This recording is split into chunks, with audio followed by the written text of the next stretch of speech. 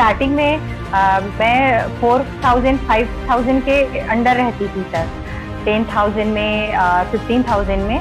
तो उस टाइम थोड़ा मेरे को बुरा लगता था कि सर नॉर्सेट 4 में मैं 0.2 के लिए चुकी थी सर। तो वहाँ पास मेरे को बहुत हर्ट हुआ। एग्जाम के जस्ट 7 to 8 डेज पहले ही मेरे पापा का तबीयत खराब हो गया था, वो एडमिट थे, फिर भी मैं नहीं जा पाई। तो उस टाइम मेरे पापा बोले कि कोई बात नहीं बेटा, मैं ठीक हूँ, बस तुम अगर इस नॉर्सेट 5 को अच्छे से क्रैक कर लोगी अच्छे रैंक के साथ, तो वही मेरे लिए जीत होगी।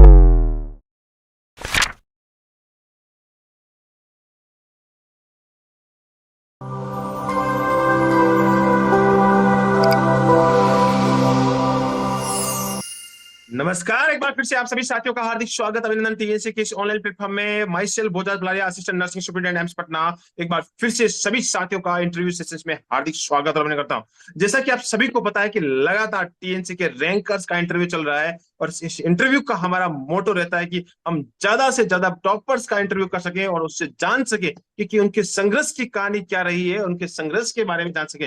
तो इस इंटरव्यू के सेशंस की कड़ी में आज हमारे साथ है पुष्पा यादव जी, जिन्होंने बहुत ही बड़ी रैंक को हासिल किया है, ऑल इंडिया रैंक 163। तो सबसे पहले तो बहुत बहुत बधाई और शुभकामनाएं। Thank you sir, thank you so much. एक बहुत ही बड़ा अचीवमेंट है ये 163 और अपने घर के नजदीक में एम्स मिल जाना, इस समय कैसा लग रहा है? अच्छा लग रहा है सर, बहुत अच्छा लग रहा है। कभी सपने में भी सोचा था कि इतनी बड़ी रैंक को हासिल कर जाएंगे? नहीं सर, मैं तो सेलेक्ट हो जाऊँ बहुत है सोची थी। सेलेक्ट हो जाए, हर बच्चे का एक सपना रहता है कि कैसे भी करके एक सेंट्रल की नौकरी मिल जाए, और वो जी रैंक तो सर। उसके ऊपर तड़का होता है कि यार इतनी बढ़िया रैंक आ जाए तो फिर बल्ले बल्ले। और आपको तो अपने घर के नजदीक आपको एम्स अलॉटेड हुआ है।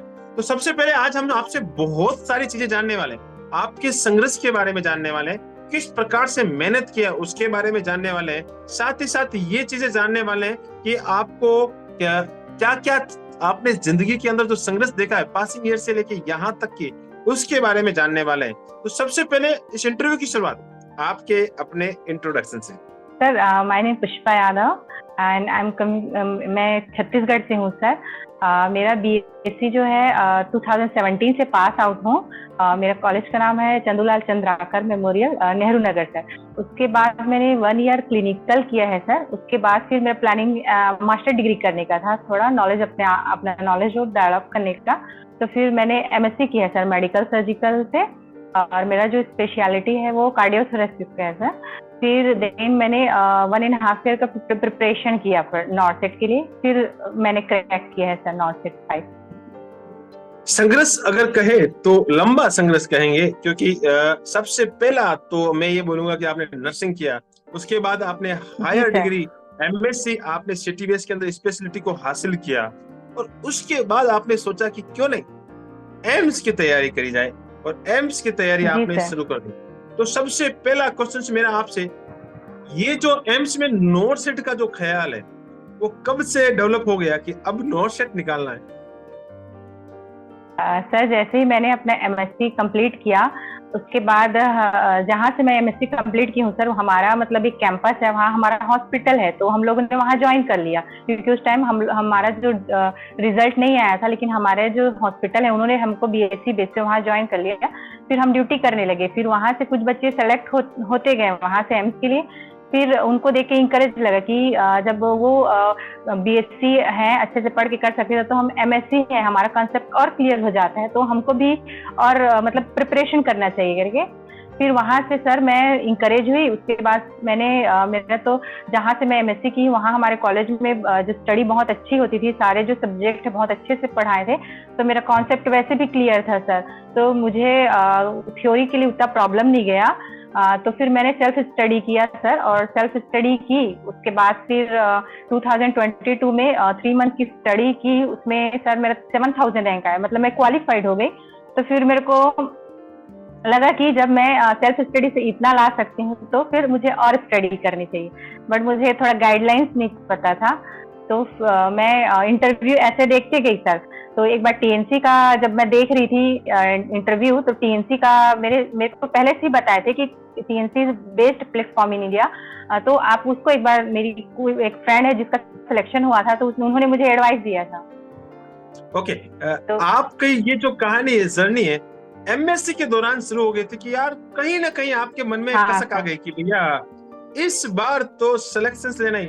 कभी आपके मन में नहीं आया कि बहुत सारे इंटरव्यूज, बहुत सारे यूट्यूब्स, बहुत सारी जगह, तो आपके दिल में नहीं आया कि यार क्यों नहीं हम भी एक कहीं ऑफलाइन कोचिंग कर लें तो बेटर रहेगा?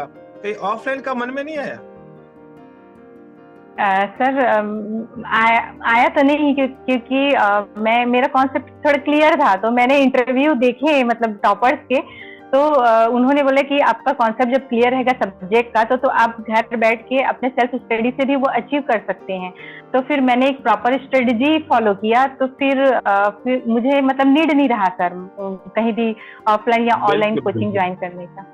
और इस बार जो सबसे ज्यादा रैंकर्स बने हैं वो सारे बच्चों के लिए बताना चाहूंगा कि जिन्होंने घर बैठ के जो मेहनत की है उससे ज्यादा सबसे ज्यादा सिलेक्शंस हुए हैं। टीएनसी ने इस बार सबसे ज्यादा, इस बार तो कि मैं हर बार बताऊं, सबसे ज्यादा रैंकर्स बनाने में टीएनसी सबसे आगे रहती है। आपने जी सर। टीएनसी का दामन इंटरव्यू देख के थामा कि भैया टीएनसी से इतने सारे सिलेक्शंस हो रहे हैं, तो आपके सीनियर से आपने बात की और आपके दोस्त थे, आप जो भी बता रहे हैं, उनसे आपने सलाह ली कि यार टीएनसी ज्वाइन करते। तो टीएनसी का कौन सा प्लान आपने ज्वाइन किया था? सर टीएनसी का मैंने कॉम्बो जो प्लान है वो मैंने परचेज की थी, जिसमें कि एमसीक्यू बैच और टेस्ट सीरीज है। तो काफी हेल्पफुल हुआ सर, क्योंकि एमसीक्यू बैच में जो आपका डाउटफुल होता है वो कंसेप्ट क्लियर किया जाता है, और जो टेस्ट सीरीज है उसमें एक प्रॉपर गाइडलाइन रहती है, जिसमें आप प्रॉपर आपका टाइम मैनेजमेंट है उसको आप अपना मैनेज कर सकते हैं ड्यूरिंग एग्जाम टाइम। तो वो कंटिन्यू सर मैंने 1 ईयर से कंटिन्यू प्रॉपर फॉलो किया है। जो भी टेस्ट थे डेली प्रॉपर दिए, मॉर्निंग इवनिंग, जो सब्जेक्ट वाइज टॉपिक वाइज जो टेस्ट है उसको मैं बुक से रीड करती थी मैंने, उसके बाद फिर टेस्ट दिलाती थी। तो इससे मेरा रैंक अच्छा आता था, रीड करके दिलाती थी।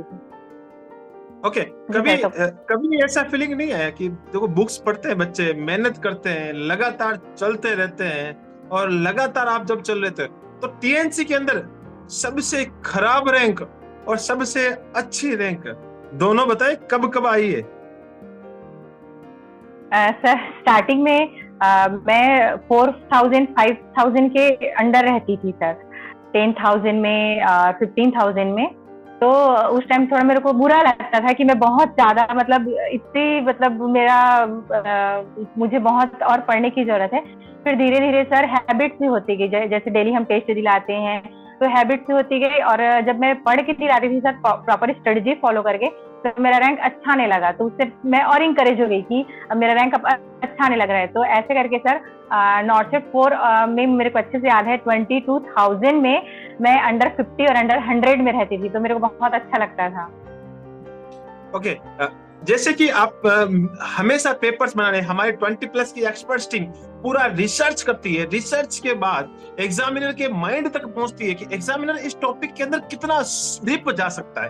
उस लेवल से हम क्वेश्चन तैयार करते हैं, प्रोसीजर बेस्ड क्वेश्चन तैयार करते हैं, मोस्ट इंपोर्टेंट क्वेश्चन आप तक लेके आते हैं। तो जब आप छोटी मोटी जो आप हमेशा लगातार जो बुक्स पढ़ते हैं, उन बुक्स से हटके क्वेश्चन आपको मिलते थे, तो गुस्सा नहीं आता था कि ये टीएनसी वाले क्या है, कहां से इतने सारे क्वेश्चन उठा के ले आते? नहीं सर, जबकि मैंने मॉसबी, सब बोलते हैं मॉसबी सॉन्डर्स इसको पढ़ी है, लेकिन मेरा जो कॉन्सेप्ट है वो तो टीएनसी से क्लियर है। मैंने कभी मॉसबी और सॉन्डर्स को खोल के नहीं देखा है सर। मैंने जस्ट पीआर और टारगेट को ही प्रेफर किया है। भले मैंने उसे बार बार पढ़ा है, मैंने 5 to 6 टाइम पढ़ा है दोनों बुक को बार बार सर, रिपीटेशन।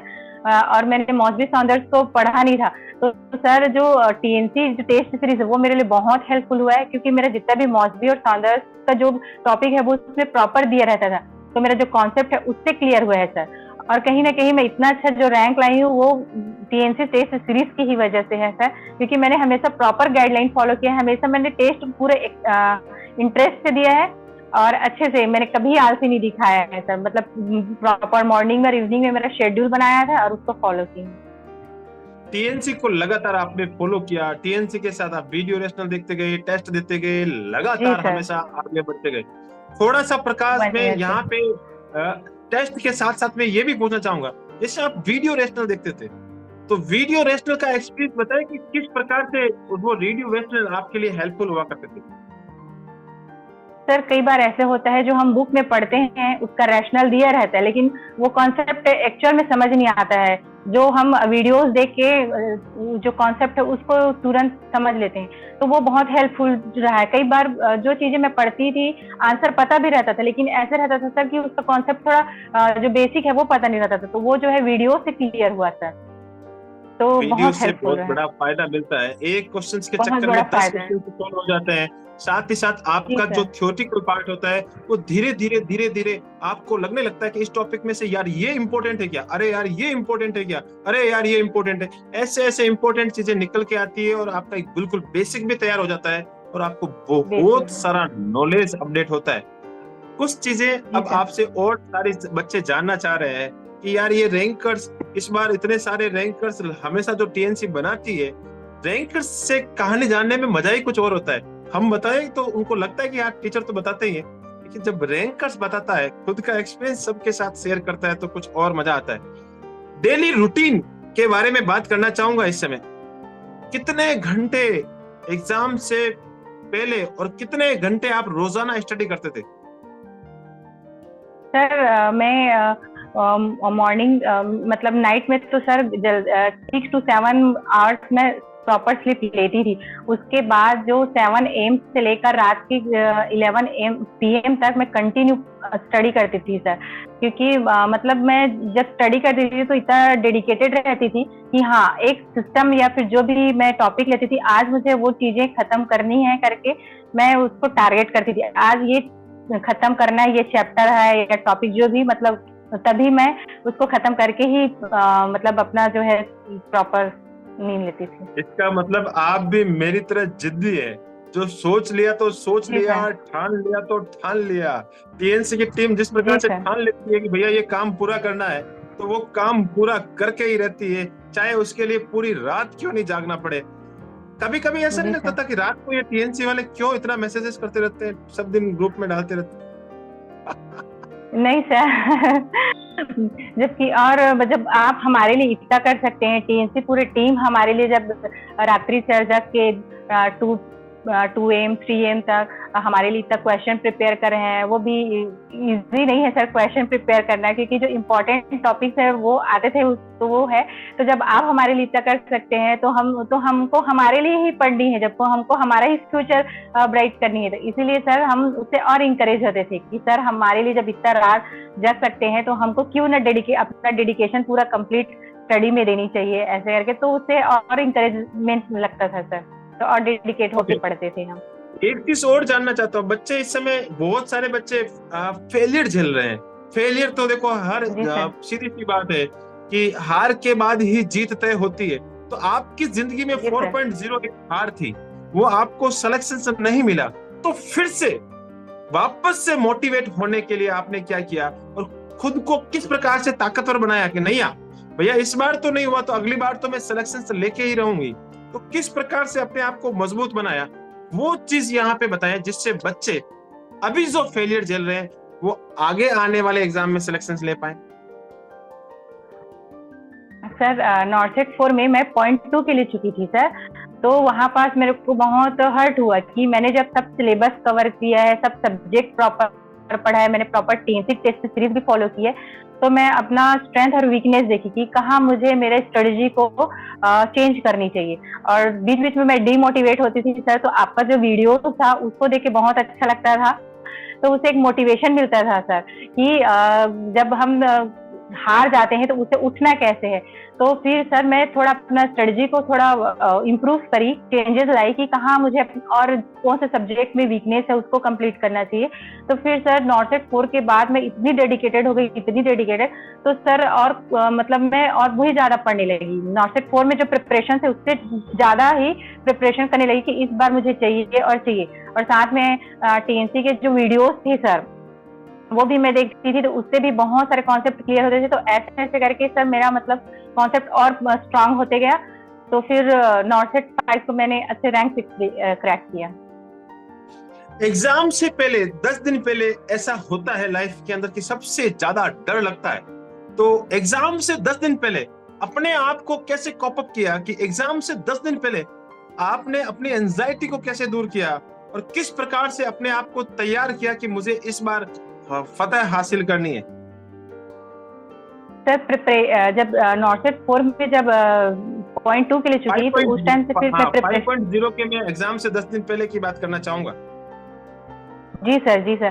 फिर सर प्रिपरेशन मैं कर रही थी, उसी दौरान ऐसा हुआ कि एग्जाम के जस्ट 7 to 8 डेज पहले ही मेरे पापा का तबियत खराब हो गया सर। उनका बीपी जो है सडनली बढ़ गया, तो उनको एडमिट होना पड़ा। उस टाइम ऐसा था कि 2 to 3 मंथ मैं घर में ना रह के मैं अपने फ्रेंड सर्कल के बीच में पढ़ रही थी, तो फिर मैं वो एडमिट से फिर भी मैं नहीं जा पाई। तो उस टाइम मेरे पापा बोले कि कोई बात नहीं बेटा, मैं ठीक हूँ, बस तुम अगर इस नॉर्सेट 5 को अच्छे से क्रैक कर लोगी अच्छे रैंक के साथ, तो वही मेरे लिए जीत होगी। तो वहां से मेरे को थोड़ा इंकरेजमेंट हुआ सर, कि मिला कि जब मेरे पापा एडमिट हैं, वो मुझे बोल रहे हैं कि नहीं मैं ठीक हूँ, तुम पढ़ो अपना स्टडी और इस बार तुम सिलेक्शन लेना बट अच्छे रैंक से। तब से सर मुझे अच्छा लगा, वहां पर से मैं अपना स्टडी को और मतलब मेरा जो नर्वसनेस है वो वहीं से दूर हुआ सर, क्योंकि उससे पहले मैं डरती थी एग्जाम क्रैक नहीं कर पाऊंगी। लेकिन उसके बाद से फिर मैं अपने आप में सेल्फ कॉन्फिडेंस डेवलप की कि जब मेरे पापा मम्मी को मेरे पे ट्रस्ट है तो मुझे खुद में होनी चाहिए, ऐसा करके सर फिर मैं अच्छे से और पढ़ने लगी। बहुत ही जबरदस्त ये स्ट्रगल्स है, और इसमें इस स्ट्रगल्स में मेरे कुछ पॉइंट में ऐड करना चाहूंगा। एग्जाम से 10 दिन पहले फादर साहब का बीमार हो जाना और वो हॉस्पिटलाइज हो जाना, और उस हॉस्पिटलाइज के दौरान हर बेटा या बेटी, और फादर भी चाहता है कि बेटा बेटी मेरे पास आए, और बेटी भी चाहती है कि मैं फादर साहब से जाकर मिलूं, लेकिन फादर साहब का फोन आपके पास आता है कि बेटा मैं ठीक हूँ, हॉस्पिटलाइज जरूर हूँ, हाइपरटेंसिव हो गया हूं, लेकिन आप अपने सपनों को पूरा करने के लिए जी जान लगा दो, और मिलने से बेटर ये है कि आप अपना सपना पूरा करके जब सिलेक्शंस लेके आओगे, उससे बड़ी खुशी मुझे कभी नहीं मिलेगी, उससे बड़ा मेरा हालचाल और कुशल से कुछ भी नहीं होगा। तो ये एक फादर साहब का आपके पास मैसेज आता है और आपको एक मोटिवेशन मिलता है कि नहीं अब की बार मैं धड़ल्ले से पार, और पापा के पास तभी मिलने जाऊंगी जब पापा को ये मैं सपना एक रैंकर्स बन के दिखाऊंगी। और मैं तो सैल्यूट करना चाहता हूं स्पेशली आपके फादर साहब को, कि आपके फादर ने बीमार होते हुए भी उस समय आपको एक ऐसा मोटिवेशन दिया। मैं दिल से सैल्यूट, टीएनसी परिवार उनको दिल से सैल्यूट करता है कि ऐसे फादर हर एक बेटी को मिले, जो एक उस समय एक डिफिकल्ट टास्क में खुद बीमार होते हुए बच्चे के लिए ये बोल रहे हैं कि भैया तुम मेहनत करो और सफलता हासिल कर दिखाओ। हर माँ बाप का सपना होता है, और रियल में मैं हमेशा इस लाइन को कंक्लूड करता हूँ। मैं इस समय ज्यादा बोल रहा हूँ, लेकिन ये चीजें ये रियलिटी के बेस पे है कि हर एक फादर मदर का एक होता है कि वो अपने बेटे और बेटी को सफल होता देखे, और आपके पापा ने रियल में ये साबित करके दिखाया। बहुत ही अच्छा लगा, उससे आपको मोटिवेशन मिला और आपने एग्जाम हॉल में अपीयरेंस दी। एग्जाम हॉल में जब आप एग्जाम देने गए तो बताएं एग्जाम हॉल में कैसा लगा कि यार एक तरफ तो फादर बीमार हैं, हॉस्पिटलाइज्ड हैं, वापस अभी उनको हाइपरटेंशन भी है, एक टेंशन तो रहता ही है, भले अपन कितना भी फादर साहब बोल दे। तो कैसा रहा आपका एग्जाम हॉल का एक्सपीरियंस जब एग्जाम देने बैठे? सर जब एग्जाम हॉल में थी तो नर्वसनेस तो बहुत था कि मैं इतने सालों की प्रिपरेशन है, बीच में मेरे पापा जो है एडमिट भी हैं, तो अगर मैं नहीं ला पाऊंगी तो एक तो मेरे पापा के लिए हार होगा कि उन्होंने मुझे बोला है कि बेटा इस टाइम अच्छे से पढ़ो, मेरी चिंता मत करो, तो वो भी था सर। और दूसरा चीज़ है कि मैंने इतनी मेहनत की है, अगर मैं इस अभी का जो टेंशन है उसको अगर मैं कोप अप नहीं कर पाई, एग्जाम में अगर हावी होने दी, तो ये सालों की मेहनत भी बेकार जाएगी, ऐसे करके सर। तो फिर मैं सेल्फ कॉन्फिडेंस अपने आप में डेवलप की, जब मैं इतना पढ़ी और मेरे पापा को इतना ट्रस्ट है मेरे पे, तो मैं इजीली क्रैक कर सकती हूँ सर। तो वो एंजाइटी भी उतना फिर नहीं था, मतलब मैं उतना नहीं सोच रही थी, मैं सिर्फ सोच रही थी कि एग्जाम में जो अपना जो मेंटल एबिलिटी है उसको मतलब मैं इतना स्टेबल रखी थी कि हाँ मुझे इसको अच्छे से मतलब क्रैक करना है, मतलब करना है, तो ये माइंड में था सर।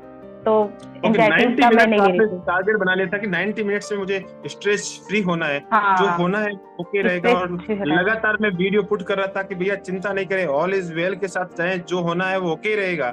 वो आप बिल्कुल उस स्ट्रेस फ्री माहौल से वहां पे घर पे गई। एग्जाम हॉल के अंदर जब आप पेपर देने बैठे, पहला क्वेश्चंस, दूसरा क्वेश्चंस, फिर तीसरा क्वेश्चंस, तो क्या ऐसा फीलिंग आने लग गया कि मैं टीएनसी का टेस्ट दे रही हूँ? जी सर, जी सर। जब मैं ऐसे क्वेश्चन दिलाते गई तो फिर सर मुझे लगा कि मैं टीएनसी की टेस्ट सीरीज में, जब मैं प्रॉपर एक टाइम शेड्यूल था मेरा डेली का 9 to 10 मॉर्निंग का और 6 to 7 जो इवनिंग का, तो मुझे ऐसा लग रहा था कि मैं टीएनसी का टेस्ट सीरीज, अरे ये तो मुझे आता है, ये भी आता है, ये भी आता है, ऐसे करके। और बहुत सारे क्वेश्चन सर पूरे टीएनसी के ही सेम टू सेम थे, जो बहुत सारे मैंने बुक्स में भी वो क्वेश्चंस नहीं पढ़े थे, वो टीएनसी टेस्ट सीरीज में थे। तो थैंक यू सभी टेस्ट मतलब टीएनसी जो टीम है सर, जिन्होंने हमारे लिए इतनी मेहनत की है, इतने हमारे लिए इतने अच्छे जो ये जो प्लेटफॉर्म हमारे इतना अच्छा जो टेस्ट सीरीज प्लान किया है, जो प्रॉपर स्ट्रेटेजी के साथ, तो सबको मैं थैंक यू बोलना चाहूंगी। मेरा जो इतना अच्छा रैंक आया है, जो मैं सेलेक्ट हुई हूँ नियर बाय अपने होम के, तो वो सिर्फ टीएनसी टेस्ट सीरीज की वजह से है सर, और एमसीक्यू बैच की वजह से। आपने अपनी जो सक्सेस का क्रेडिट हमें दिया है, बहुत बहुत धन्यवाद। और मैं तो स्पेशली आप पूरे परिवार को थैंक्स बोलना चाहूंगा कि आपको, जैसे मैं स्पेशली ये सक्सेस आपके फादर को डेडिकेटेड करना चाहूंगा कि उन्होंने अपनी बेटी को मोटिवेट किया है, और जो आपने हमें दिया है, मैं वो भी सक्सेस उनको लिए क्रेडिट करना चाहूंगा, क्योंकि मुझे इस कहानी से बहुत ही मोटिवेशन मिलता है। और मैं इस समय खुद को एक प्राउड फील कर पा रहा हूँ कि हाँ, इतना सारा स्टोरियाज और इतने सारे स्ट्रगल्स हमें सुनने को मिल रहे हैं, और ये सारी चीजें बिल्कुल एक प्राउड मोमेंट, और हमारे लिए तो बहुत ही ज्यादा प्राउड मोमेंट्स है इस समय। अब मैं आपसे एक चीज और पूछना चाहता हूँ, एग्जाम देके वापस आ गए, पापा से मिलने गए होंगे, पापा से मिले होंगे, पापा ने बोला बेटा बेटा एग्जाम तो अच्छा हो गया, तो कभी ऐसी फीलिंग आई कि रायपुर ही मिल जाएगा, या खुद के घर के नजदीक ही मिल जाएगा, या मैं रैंकर्स बन जाऊंगी? सर रैंकर्स बन जाऊंगी ये तो नहीं पता था, लेकिन इतना कॉन्फिडेंट था कि मेरे एग्जाम, मुझे सेल्फ कॉन्फिडेंट था जिस हिसाब से मैंने बनाया था कि हाँ मुझे मेरा रायपुर छत्तीसगढ़ मिल जाएगा, तो उसके लिए मैं थोड़ी रिलैक्स थी सर। मेरा एग्जाम अच्छा गया था। हाँ, इस बार कहीं ना कहीं पीछे में कहीं पे भी अटक तो जाएंगे, राइट, मिल जाएगा। हाँ सर, हाँ। ओके, मैं बहुत सारी चीजें, बच्चे ये भी जानना चाह रहे हैं कि टॉपर्स ने कितने क्वेश्चंस अटेम्प्ट किए थे? सर मैंने टोटल 85 क्वेश्चन अटेम्प्ट किए थे, जिसमें से सर मेरा नेगेटिव जो है 16 गया है। 16 नेगेटिव हो गए। टॉपर्स भी नेगेटिव तो करता ही करता है भैया, कुछ भी कर लो, कुछ भी कर लो, टॉपर्स नेगेटिव करता ही है। और हमेशा ये जो क्राइटेरिया आपने टीएनसी से फॉलो किया था कि भैया मैं इतने नेगेटिव कर देती हूँ, इतने राइट कर देती हूँ, और वही जाके आपने इस्तेमाल किया, उसका फायदा आपको वहां पर मिला। रिजल्ट जब आया, सबसे पहला फोन किसको घुमाया?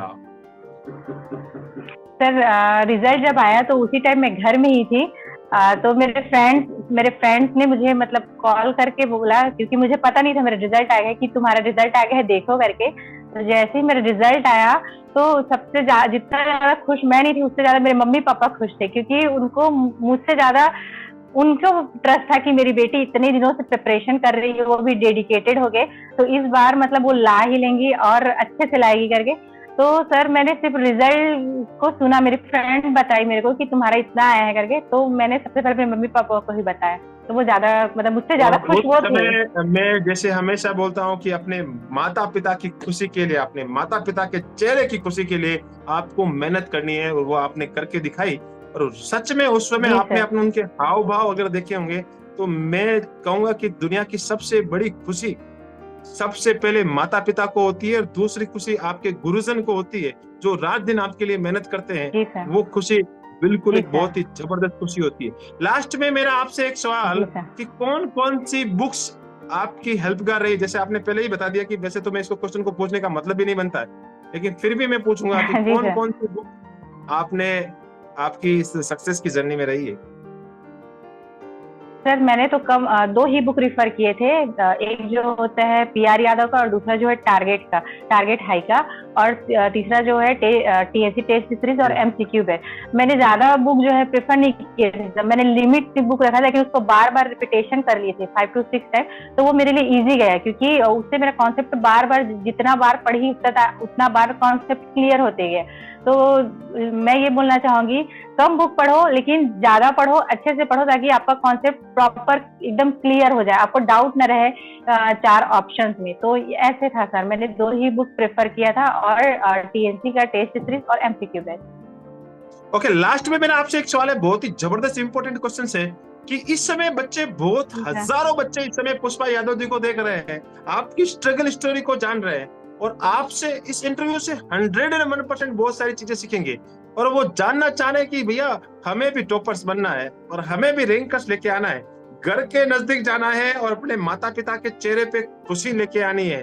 तो आपसे जानना चाह रहे हैं कि भैया बता दें कि ऐसी स्ट्रेटजी या ऐसा सजेशंस, ऐसा रामबाण जिससे हम बहुत बड़ी आने वाले नेक्स्ट नॉन स्टेट में अच्छी रैंक लेके आए, तो आपके सजेशंस हमारे साथ शेयर करें। कोई चीजों को प्रॉपर स्ट्रेटजी फॉलो किया जाए तो वो जो है मिलते ही है, जैसे कि शेड्यूल प्रॉपर रहना चाहिए, जो भी आप पढ़ रहे हैं वो कंसिस्टेंसी रहना चाहिए, proper strategy, proper consistency, proper planning, तो कोई भी गोल हम इजीली अचीव कर सकते हैं सर। तो वही मैं बोलना चाहूंगी कि जो भी पढ़ रहे हैं बार बार पढ़े, रिपीटेशन के साथ पढ़े, और बहुत सारे बुक ऐसे प्रेफर न करें कि दोबारा उसको टाइम न दे सके। और जो भी टेस्ट सीरीज अगर है, मैं तो बोलूंगी TNC is the best platform. तो जो भी टेस्ट सीरीज देंगे उसको प्रॉपर शेड्यूल के साथ दे, प्रॉपर अच्छे इंटरेस्ट के साथ, तो जो है आपका डेली जो है आपका जो कॉन्सेप्ट है वो क्लियर होता जाएगा। उसके साथ साथ ही एक अलग ही नॉलेज डेवलप होता है सर उस चीजों के लिए। तो यही बोलना चाहूंगी मैं सर कि जो भी ये चीजें हैं उसको कंसिस्टेंसी के साथ पढ़ा जाए। बिल्कुल, आपने बच्चों को रामबाण दिया है कि अगर मेरे तरह रैंकर्स बनना है और घर के नजदीक में एम्स लेना है तो भैया 3-4 चीजें फॉलो करनी पड़ेगी। फर्स्ट ऑफ ऑल आपने बताया कि कंसिस्टेंसी के साथ लगातार हमेशा हर इंटरव्यू में यही एक रामबाण निकल के आता है, consistency is the very very important. Consistency के साथ आगे चला जाए, साथ ही साथ ज्यादा फैलाव नहीं करें, आप कम चीजों के साथ पढ़ें, बार बार रिवीजन करते जाएं। और तीसरी चीज आपने बताई कि भैया सबसे ज्यादा मोस्ट इंपोर्टेंट अगर रैंकर्स बनना है तो टीएनसी के साथ कॉम्बो प्लान के साथ जिस प्रकार से आपने फॉलो किया है उसी के साथ लगातार मेहनत करेंगे तो 101% रैंकर्स बनेंगे। और इस इंटरव्यू सेशंस में आपने अपनी स्ट्रगल स्टोरी को सबके साथ शेयर किया, किस प्रकार से मेहनत किया जाता है, किस प्रकार से एग्जाम से पहले फादर बीमार होते हुए भी अपने आप को एंजाइटी से फ्री रखा जाता है। तो सारे बच्चे इस इंटरव्यू से सीखेंगे और आने वाले समय में आपको जरूर जरूर फॉलो करेंगे। इस इंटरव्यू सेशंस को आपने अटेंड किया, इसके लिए आपका बहुत बहुत धन्यवाद। आप हमेशा ऐसे ही अपना नाम, साथ ही साथ अपने माता पिता का नाम, साथ ही साथ अपने दोस्तों को नाम, जिस धरती से आते हैं उस धरती का नाम, जितने भी गुरुजन आपकी बीएससी डिग्री के साथ और एमएससी जो आपने हायर डिग्री वहां पे आपने पढ़ा, उन सारे के सारे गुरुजनों का नाम, साथ ही साथ टीएनसी का नाम हमेशा रोशन करते रहें। जय हिंद, जय भारत, वंदे मातरम। Thank you so much. Thank you so much, thank you so much sir, thank you so much, and thank you all TNC team को सर, जिन्होंने इतना मेहनत की है हमारे सक्सेस को अचीव करने के लिए। सबको thank you sir. Thank you so much, all the best and best wishes. Thank you.